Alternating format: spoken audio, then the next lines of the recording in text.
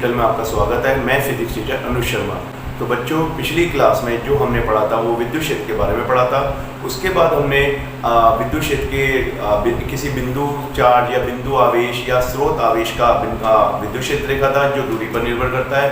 उसके बाद हमने अलग अलग आवेश की विद्युत क्षेत्र रेखाएं देखी थी, जैसे धनात्मक आवेश, ऋणात्मक आवेश जो एकल है। उसका हमने ऐसा युग्म देखा जिसमें दो आवेश हों, दो धनात्मक हो, एक धनात्मक है, एक ऋणात्मक हो, तो हमने उनकी विद्युत क्षेत्र रेखाएं भी देखी। बच्चों, आज मैं आपको विद्युत क्षेत्र रेखाओं की विशेषता बताने जा रहा हूं, जो मैं आपको लिखवाऊंगा भी और समझाऊंगा भी। बहुत पुराने समय से इसमें बोर्ड में क्वेश्चन पूछे जाते हैं, ऑब्जेक्टिव भी आते हैं और कभी कभी ये सब्जेक्टिव के बीच में भी पूछे जाते हैं। तो बच्चों, आज हमारा जो टॉपिक है वो है विद्युत क्षेत्र रेखाओं की विशेषताएं।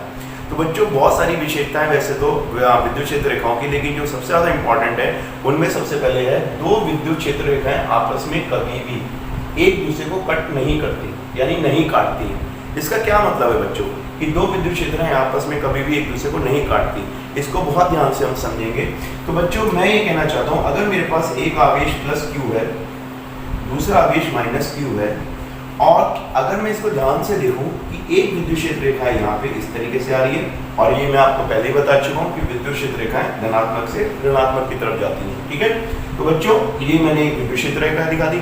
बच्चों, क्या ऐसा संभव है कि प्लस क्यू से जाने वाली रेखा माइनस क्यू से जाए तो दूसरी रेखा इस प्रकार चली जाए, ऐसे करके, और यहाँ पे किसी बिंदु पर कट कर दे इस तरीके से? तो बच्चों, ऐसा संभव नहीं हो सकता। उसकी वजह देखो, उसकी वजह ये है, अगर मैं आपको यहाँ पे दिखाऊं तो ये जो दो रेखा आपस में हमने कट करती दिखाई है इस पॉइंट पे, तो विद्युत क्षेत्र रेखाएं क्योंकि सदिश राशि के लिए यूज होती है, विद्युत क्षेत्र के लिए तो दिशा निरूपित करती है। तो अगर मैं इस पॉइंट से इससे एक स्पर्श रेखा यहाँ पे खींचूं और एक स्पर्श रेखा यहाँ पे खींचूं, तो आप देख सकते हैं कि एक ही पॉइंट पे दो विद्युत क्षेत्र हमें की दिशा में दिखाई दे रही है। एक को मैं E1 मानूं और एक को मैं E2 मानूं। ठीक है बच्चों, अब आप देखो, एक ही बिंदु पे एक ही युग्म के, यानी ये प्लस क्यू से आवेश जो जा रहा है वो उस आवेश से जाने वाले विद्युत क्षेत्र दो दिशाओं में नहीं जा सकता। तो ये बिल्कुल गलत है, ये प्रयोगात्मक तरीके से भी गलत है। यानी एक बिंदु पे एक विद्युत क्षेत्र की दो दिशा नहीं हो सकती। तो कभी भी दो विद्युत क्षेत्र रेखाएं आपस में एक दूसरे को नहीं काटती। तो बच्चों, ये बहुत पूछा जाता है, आपको इसी तरीके से इसमें चित्र द्वारा बताना होता है। ठीक है बच्चों,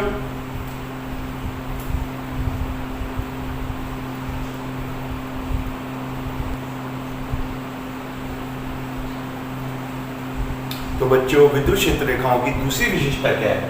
विद्युत क्षेत्र रेखाएं सदैव धनात्मक आवेश से ऋणात्मक आवेश की ओर चलती हैं। ठीक है बच्चों, तो जैसा हमने अभी पढ़ा भी था पिछली क्लास में कि विद्युत क्षेत्र रेखाएं हमेशा धनात्मक आवेश से निकलती हैं और ऋणात्मक आवेश की तरफ मुड़ जाती हैं। बच्चों, कभी क्योंकि इस पे एनसीईआरटी में कुछ क्वेश्चन दिए हुए हैं, कभी भी विद्युत क्षेत्र रेखाएं इस तरीके से नहीं चलती जैसा कि मैंने चित्र में दिखाया हुआ है। अगर मैं इसका नाम चित्र 1 रख लूँ और चित्र 2 रख लूँ, तो बच्चों दूसरे चित्र में आप देख रहे हैं कि विद्युत क्षेत्र रेखाएं धनात्मक आवेश से ऋणात्मक की तरफ जा रही है। ठीक है, ये सही है, लेकिन विद्युत क्षेत्र रेखाएं कभी भी ऋणात्मक से धनात्मक की तरफ नहीं जाएंगी या धनात्मक से धनात्मक की तरफ नहीं जाएंगी। तो इस प्रकार के जब हमें क्वेश्चन आते हैं, अब हमें ऑब्जेक्टिव क्वेश्चन भी अगर आएंगे तो ये कभी भी सही नहीं माना जाएगा। बच्चों, विद्युत क्षेत्र रेखाओं की तीसरी जो विशेषता है बहुत इंपॉर्टेंट है। बच्चों, इंपॉर्टेंट मैं क्यों बोल रहा हूँ? इंपॉर्टेंट का मतलब इस वजह से है क्योंकि जब हम आगे गॉस के नियम पढ़ेंगे वहाँ पे हमें ऐसे जो प्रश्न आएंगे उसमें हमें इस जानकारी की जरूरत होगी।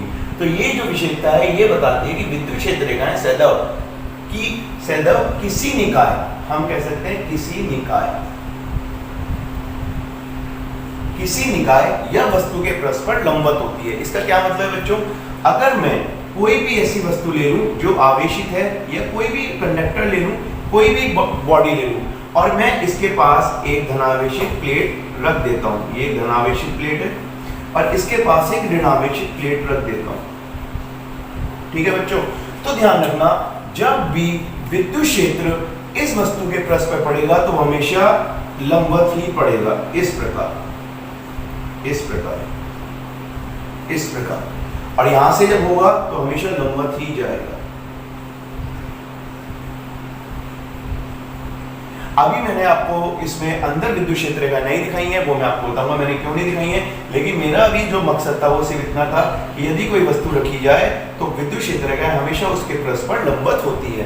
तो बच्चों, अब इसके बारे में मैं आपको दूसरे एक और चित्र से समझाना चाहूंगा। यदि मैं एक बिंदु आवेश ले लूं प्लस Q, एक बिंदु आवेश है। और बच्चों यहाँ पे मैं एक दूसरी बॉडी इसी प्रकार ले लेता हूँ इस तरीके से, ठीक है बच्चों। तो बच्चों मैं जानता हूँ कि विद्युत क्षेत्र जो एकल आवेश का होता है, हम जानते हैं किस तरीके का होता है, वो हमेशा अनंत की तरफ जाता है, इस प्रकार, ठीक है बच्चों, इस प्रकार अनंत की तरफ जाएगा।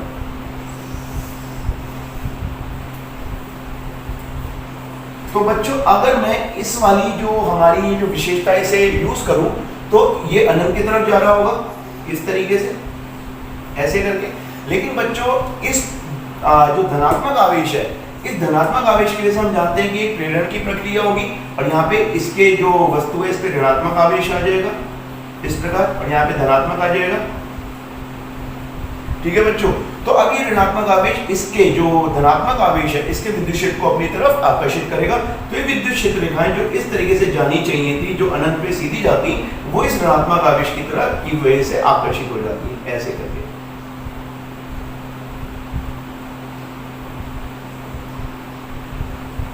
बच्चों मैं इसमें क्या बताना चाह रहा था, मेरा जो बताने का मेन मकसद था वो ये था कि विद्युत क्षेत्र रेखाएं यहाँ पे अगर आप देखें तो यहाँ पे वक्राकार हो जाती हैं, लेकिन जब वस्तु के परस्पर पड़ती हैं तो बच्चों लंबवत ही पड़ती हैं। ये आपको ध्यान रखना है, किसी भी वस्तु के परस्पर विद्युत क्षेत्र रेखाएं हमेशा परस्पर के लंबवत पड़ती हैं।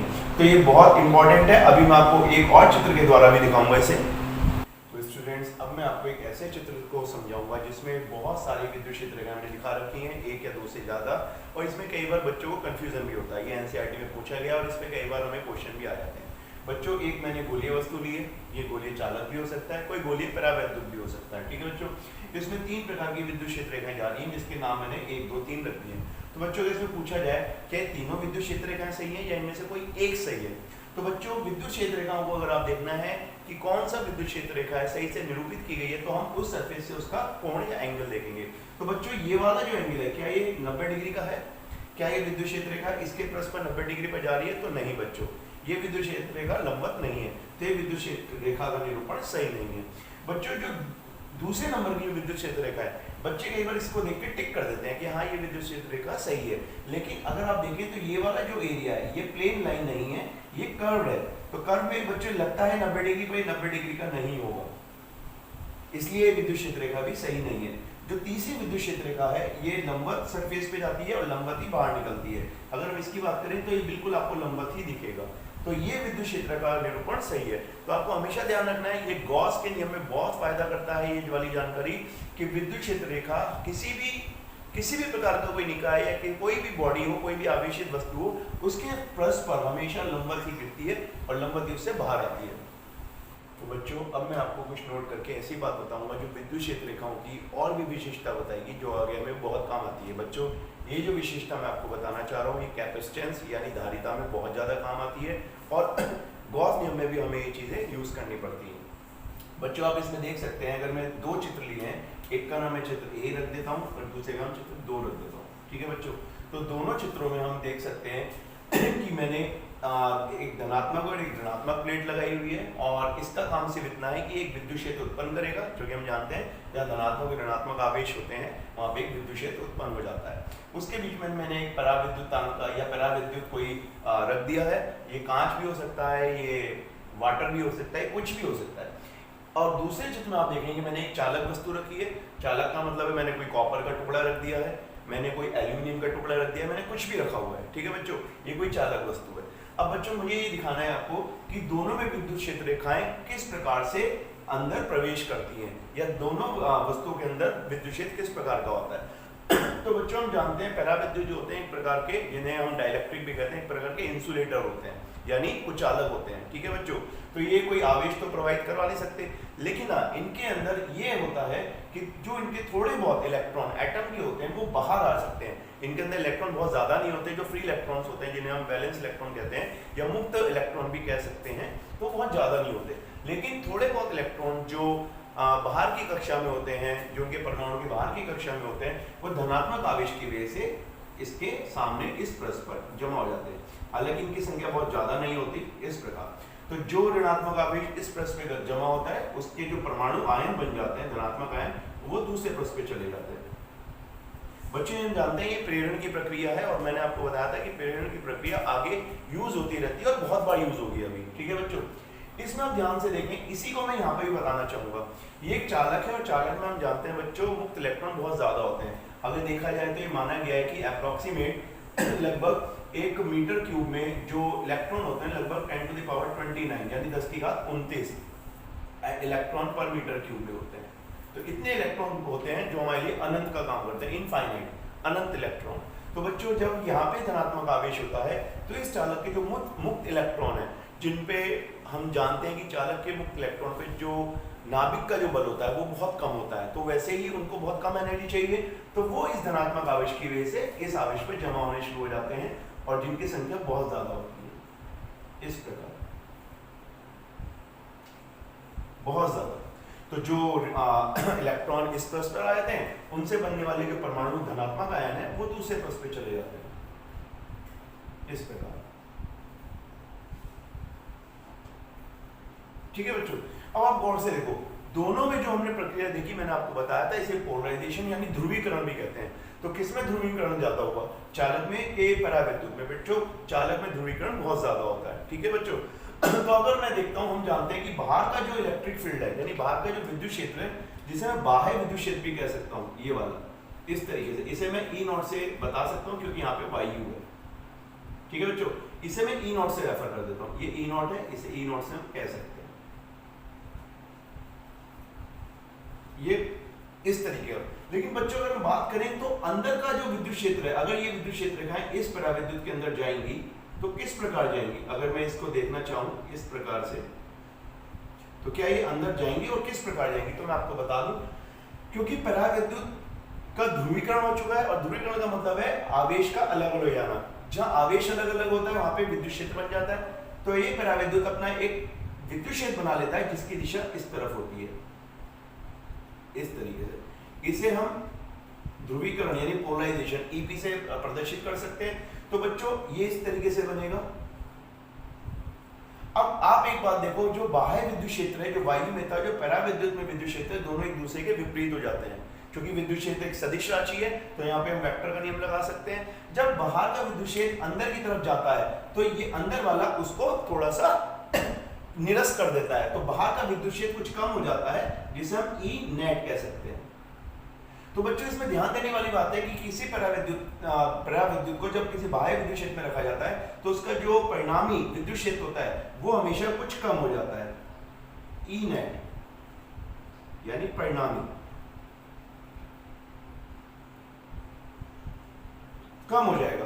तो जो नेट इलेक्ट्रिक फील्ड है, जो नेट विद्युत क्षेत्र है, वो किसी परावैद्युतांक में कम, परावैद्युत वस्तु में कम हो जाता है, ठीक है बच्चों।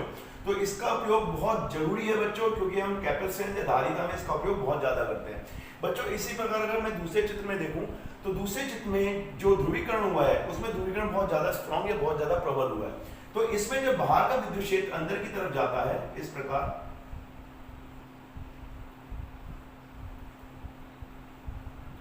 तो अंदर जो ध्रुवीकरण हुआ है उससे बहुत ही ज्यादा स्ट्रॉन्ग या बहुत प्रबल विद्युत क्षेत्र बन जाता है। अगर मैं इसे ई नॉट से दिखाऊं तो जो अंदर का विद्युत क्षेत्र है वो इतना प्रबल हो जाता है कि वो लगभग मैं कह सकता हूं ई नॉट बराबर ईपी, लगभग इसके आसपास यानी बाह्य विद्युत क्षेत्र के आसपास हो जाता है। इतना ज्यादा स्ट्रॉन्ग ध्रुवीकरण होता है। इसकी वजह से जब बाहर का विद्युत क्षेत्र अंदर की तरफ जाता है तो जो हमारा ई नेट होता है, क्योंकि बाहर का और अंदर का दोनों विपरीत है और दोनों लगभग समान हो चुके हैं, तो अंदर इलेक्ट्रिक फील्ड 0 हो जाता है।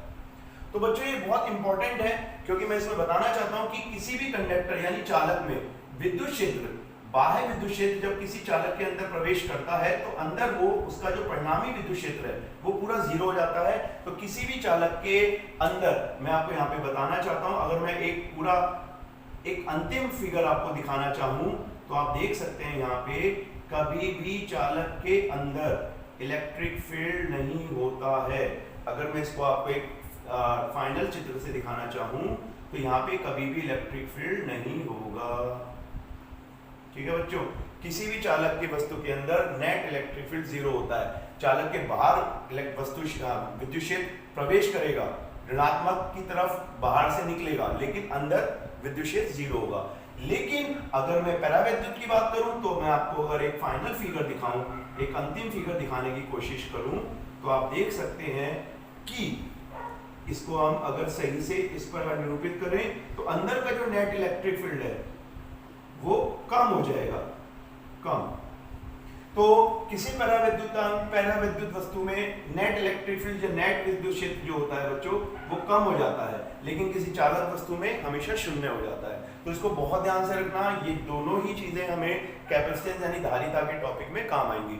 तो बच्चों आज के लिए हम विद्युत क्षेत्र की जो हमने जितनी भी विशेषता थी वो पढ़ ली है, विद्युत क्षेत्र रेखाओं की, विद्युत क्षेत्र के बारे में भी हमने पढ़ लिया है कि किस प्रकार की वस्तु में विद्युत क्षेत्र कैसा होता है। इससे अगले टॉपिक में हम विद्युत क्षेत्र के जो है और डेरिवेशन करेंगे। तब तक के लिए धन्यवाद।